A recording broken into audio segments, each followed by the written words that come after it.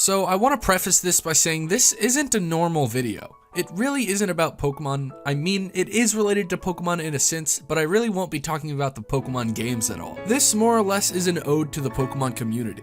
All the friends I've made, all the people watching this, and everyone else who doesn't fit into those categories but loves Pokemon. If you follow me on Twitter, you'll know that I just got back from Pax East, and I honestly had a really great time, and I'm gonna get into that, but first I just want to talk about my overall experience on this trip. First off, if you don't know what Pax East is, it's a convention up in Boston, Massachusetts, and for some reason, it's just become like a hub for Pokemon content creators. Like every year, there's just an abundant amount of Pokemon YouTubers there. I'm not really sure where that tradition started, but it's a great place for it, I guess. We don't really have like a Pokemon specific convention other than, you know, the official VGC events, so I feel like Pax East is the next best thing. Anyway, I've been to PAX twice before this year. I went in 2017 and I was still relatively new to the Pokemon community. All these PokeTubers that at the time I had just watched were there, and I remember at the hotel I stayed at that year, I got onto the floor of my hotel room or something, and Mystic, Umbreon, and Ariza were just chilling there looking out the window.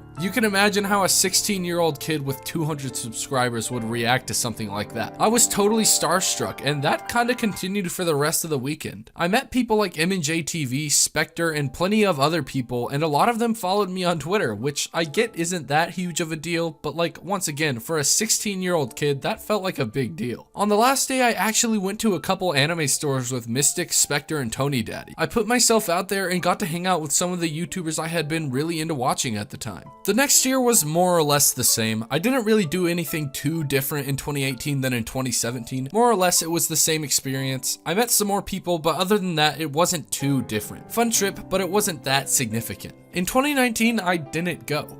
I totally could have gone, I just for some reason didn't want to. I don't know, maybe it was my first year of college taking a toll on me, but I really wasn't in like a traveling mood or anything like that, so I skipped out and it was a very regrettable decision. If you ever go to PAX one year and then skip out the next, you'll see what I mean. Seeing friends tweeting about PAX stuff while they're there and you aren't gives me a massive fear of missing out, and is part of the reason that I'm at least gonna try to make it to as many PAXs as possible from here on out. And I guess that brings us to this year, PAX East 2020. I have a lot to say about this trip as it was really meaningful to me. I would like to give a shout out to my good friend Mai, aka Shadowlink. I originally wasn't going to get to go to PAX East because I kind of procrastinated and never made living arrangements, but luckily Mai posted on Twitter that there were a couple spots left in her Airbnb, and I jumped on the opportunity. It was a last second spontaneous decision, and honestly, I can't believe that before that I was just content with not going because this was the best convention I've ever been to. So day one of PAX, I woke up, went to the convention, and seeing everybody again was really cool. It was a fun first day, although a little bit uneventful. That being said, I did make my way to the handheld lounge, which if you don't know is basically the PokeTuber designated area of PAX. 2017 me would have been super starstruck like I said before, but this time I didn't really get that vibe. These people for the most part knew me, or at least knew of me. A typical introduction at PAX 2017 went kind of like this. Hey, are you? Insert popular PokeTuber here.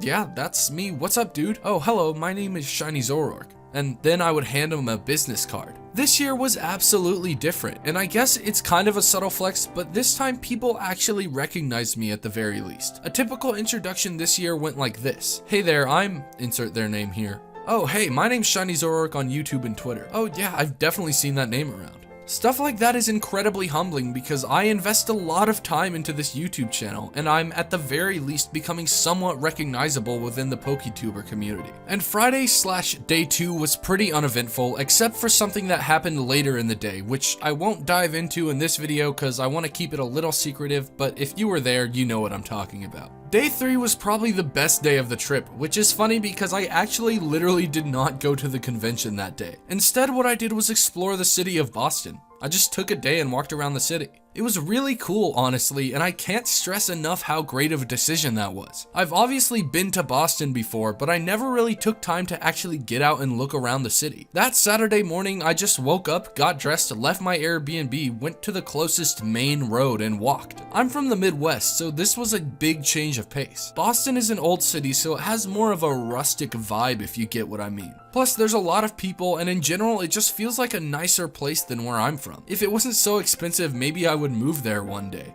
That night, I got to compete in Show Your Moves 2020, which is an annual PokeTuber Smash tournament hosted by Dobbs. I suck at Smash, like, I'm hilariously bad, but I had a great time. I won my first round, but got absolutely destroyed by Kevy in the second round, and if you don't know who that is, just know he's a really great Smash player. Then I lost twice to Callum, and that was the end for me. It was a great bit of fun, and probably the best event of the trip for me. On Sunday, I did some last second goodbyes and got some merch before leaving the convention for the last time. This day was pretty chill. I mostly just hung out with my Airbnb roommates, and we watched some different movies and animes before heading to bed. And then the next day, we packed up and left, and that was it.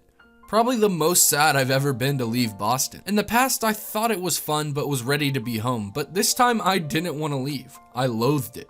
Anyway, you're probably wondering why this is the best convention for Pokemon fans, and if I'm being completely honest, it's because of the community. I've been a Pokemon fan for most of my life at this point, so in some way I've been a member of the Pokemon community for that long. Over the years, my love for the community got stronger. I started going to competitive events like VGC, I got more active in streams and other online Pokemon chats, and most importantly, I started this channel. I'm a member of the Pokemon community, but for the most part, it's all online. I've never really seen all of that realized until I started going to PAX. At its core, PAX East is just wholesome fun. The convention isn't particularly unique. In my opinion, it's somewhat average, but it's so much more than just a convention. PAX gives you a gateway into many different communities, and that's extremely apparent with the Pokemon fans. PAX is for people, friends, and family. A lot of people that I've met through PAX are some of my greatest friends now. I literally only knew 2 out of the 9 people in my Airbnb, and now I really respect all of them and can't wait to become even better friends. Even the people outside of my Airbnb were all just so amazing, and I can't wait to see them again someday in the future. It's been over for a week now, and I genuinely cannot believe it's already been that long.